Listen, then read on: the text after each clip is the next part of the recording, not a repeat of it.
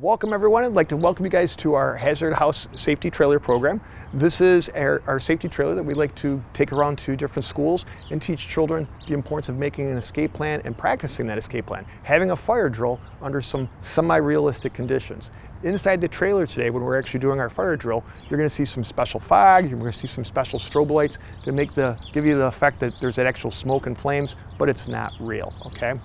What we're going to do today, guys, is we're going to make an escape plan, and we're going to practice that plan. And the idea is that when you go home tonight, you'll have all the information that you'll need to make an escape plan with your own family in your own home and be able to practice that. Now, we guys all do fire drills in school, right? Yes. We've done that before. So the escape plans that you guys practice in school, basically you could take home, make a couple modifications to, and you can do the same thing at home. Now, when you do your fire drills at school, there's a fire alarm system. It's really loud. It rings throughout the entire school. You need to have something at home that's going to notify your family that there's a fire inside your home. We call those smoke alarms, and that's the first part of your escape plan. Everybody show me number one, all right? So here's how you can remember that. Not only is that the first part of your escape plan, but when you go home tonight, you're going to find the smoke alarms in your home. You're going to point them out to your grown-ups. They're going to be up high on the ceiling or on the wall. And when you identify them, have your grown-ups use that same finger to push the test button to make sure they work. If you hear the beeping noise, then you know you got a good battery and it's working. If you don't hear that noise, you may have to replace that battery or the smoke alarm itself. You should have a working smoke alarm for every level of your home. So what we mean by that is there should be at least one for the basement, at least one for the ground floor, one for the second floor as well. And nighttime is such a dangerous time to have a fire because we're usually asleep. It's not a bad idea to have a working smoke alarm inside your bedroom, or at the very least out in the hallway where your bedrooms are centrally located. Now, if you've noticed, I've been saying working smoke alarm. Friends, it's important to have the smoke alarms in your home, but it's more important to test them and make sure they work, because if they're not in good working order, just a piece of plastic hanging on your ceiling, that can actually give you a false sense of security in your home. So make sure they're in good working condition. Now, when the fire alarm goes off at school and starts the drill, everybody usually stands up and you walk out the door, out the hallway. You have two ways out of every classroom. If you can't get out the door, you have a window in that classroom as well. The second part of our escape plan, everybody show me two fingers here. Two stands for two ways out, pretty simple, right? You need to have two ways out at home as well. The door is one way, window can be used as a second way. Once you guys exit the school, every class goes out to the parking lot and you have a special meeting place. Teachers, they take attendance and you can make sure that everybody's safe and accounted for at school. You need to have a meeting place at home as well. And how we're going to remember that is, everybody show me three. If we take the three, we turn it upside down, that's going to jog our memory to make the letter M, and M can remind us for meeting place. Now today, when we do our fire drills inside our hazard house, our meeting place is going to be right over there by that mailbox. It just happens to say meeting place on it, okay? So guys, it's as easy as 1, 2, 3. Working smoke alarms, two ways out, in a meeting place. When we go inside the house today, our first floor bedroom, our second floor bedroom, we're going to make an escape plan for those rooms, and then we're going to practice it. And it's going to be your job to get out of the house the quickest and safest way, just like it was a real fire. As I mentioned earlier, you're going to see some special lights and you're going to see some special fog, and we're going to pretend that that is real smoke and flames. When we see smoke, we want to get low to the floor. The smoke is poisonous, we don't want to breathe it. Down low by the floor is where the fresh air is, it's a lot cooler and we can see better, and this is why we want to be on our hands and knees to escape from that burning room. As we're crawling down that hallway, we may come to a door. If that door is closed, we're going to feel the door with the back of our hand. If that door feels warm, should we open it? No. No. That's a clue that there's a fire on the other side. Do we want to go towards the fire or away from the fire? All right, so if that door is warm to the touch, if we see smoke coming from on the cracks or edges of the door, we're not going to want to open it. We need to go another way. If we can't get out the door, what did we say our second way out was going to be? Window. A window. If our window's down low like the first floor, we can get out first floor windows in our home pretty easily. If our windows are up high, it's going to be a little bit more of a challenge for us. Later on in the program today, on the other side of our house, we're going to show you an escape ladder, and this is a great way to get out of an upper story window safely. As a last resort though, we can do something that's called hanging and dropping. We never want to jump out the window, but we can reduce the distance that we are falling by climbing out that window, hanging onto the windowsill, stretching our bodies out, and getting our feet closer to the floor. And when we are ready, we can let go, drop to the ground, and roll. Can't say that we aren't going to get hurt by doing that, but this is a last resort that we need to do, okay? So we call that hanging and dropping. Are you guys ready to go inside the house now? Yeah. All right, let's do it.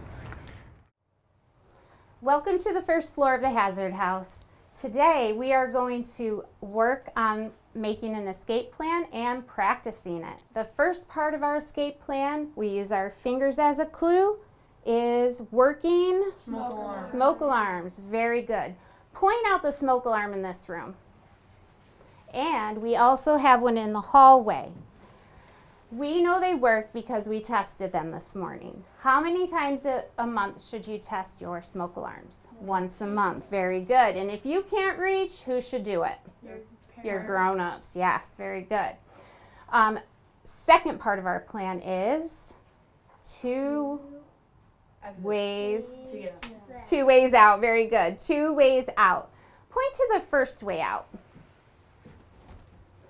Door. Always want to try the first way you came in. If that is blocked, what is our second way out? Window. Very good. Now this is a small room, isn't it?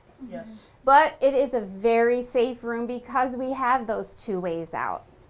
Now, third part of our plan, we take that 3 and turn it upside down. What letter does it make? M. M stands for what? Meeting place. Very good. Do you know what our meeting place is today? Yes. The mailbox. The mailbox.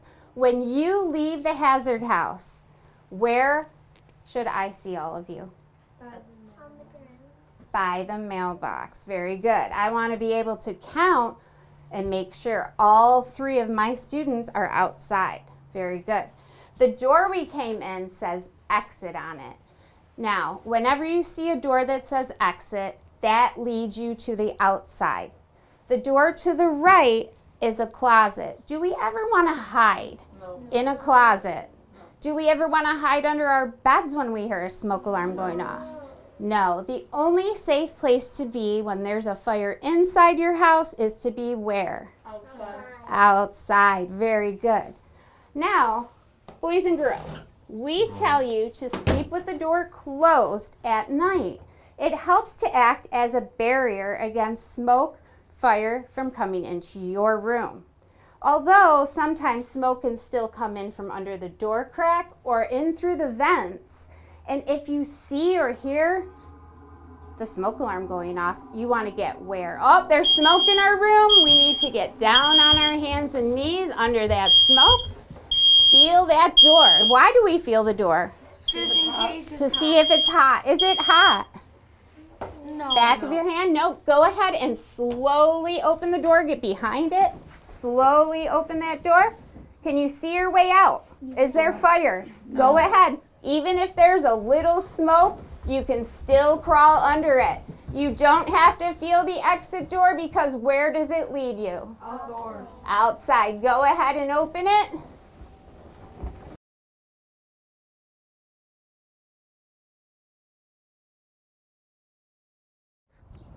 Welcome to our meeting place. We have chosen a mailbox for our meeting place. You can have one for yours if it is out by the road. If it's attached to your house or apartment, it's not a good choice, is it? Because it's too close to the fire. A meeting place can be a tree, telephone pole, a street light, a street sign, anything as long as it's in front of your house or apartment. That way when the firefighters get there, they can see you. You can let them know what's going on. All right? Everybody in your family needs to know where the meeting place is. And the important thing is you should have only one meeting place. What if I had 2 meeting places and part of the family went to one and part went to the other and I couldn't see them? Not a good idea. You're not sure if they're out. So you want to make sure that one meeting place out front and everyone knows where it is. Pretty important. All right? From here, we need to call for help. Now, do you ever go back inside a burning building to call for help? No.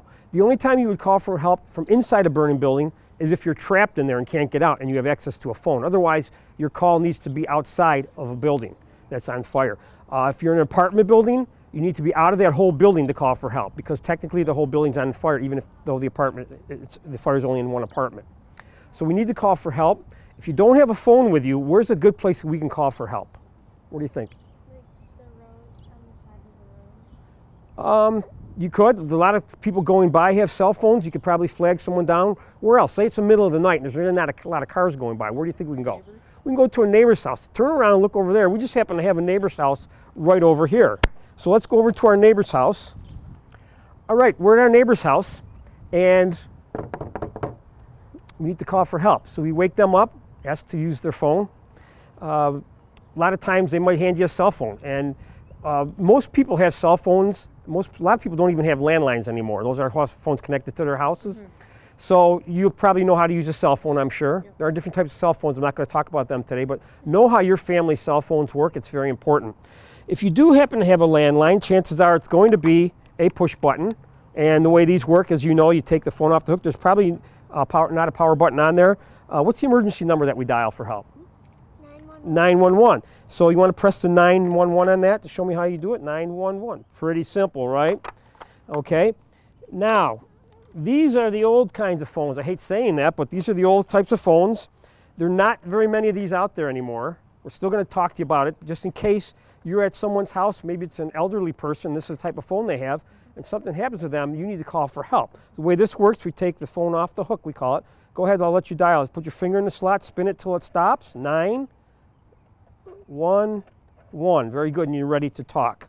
Okay, when we call 911, someone called a dispatcher is going to answer the phone, and they're going to ask you questions. They're going to ask you, the first thing they're going to probably ask you is your address or where you're calling from. So you need to know your address, house numbers, street, things like that. They're going to ask you your name, they're going to ask you what the emergency is. So you need to be able to do that, okay, when you call. All right, does anybody want to try a call? You want to try a call? All right, let's do the rotary dial phone here. I'll be the dispatcher. Take the phone off the hook, put it up to your ear. Okay. We're going to report our house is on fire. Okay, ready? 911, what's the address of your emergency? It's 911 Make up a street. Main Street. James Street, Okay. And what's your name? Braden. Okay, what's the problem, Braden? My house is on fire. Your house is on fire. Is everyone out of the house? Yes. Is anyone hurt? No. All right, I want you to stay outside. Don't go back in for anything. I'm going to send the fire department right over, okay? Okay. Okay, you can hang up. It's kind of an abbreviated type of call, what it would sound like. There's probably going to be some more information that they're going to want. But the important thing is to try to stay calm and listen to what the dispatcher asks you and listen to what they tell you. If they ask you a question, you don't know the answer to it, just say, I don't know. Don't try to make something up because you think you're supposed to have an answer, okay? All right, you guys think you have that down? Yes. Okay. All right, I want to talk to you about a rescue ladder. If you're on a second or third floor, if your bedroom is up that high, and you don't have a roof outside of your window, you may want to talk to your grown-ups about getting a rescue ladder. Okay, these are fold-up ladders. You keep them in a box under your bed or in a closet.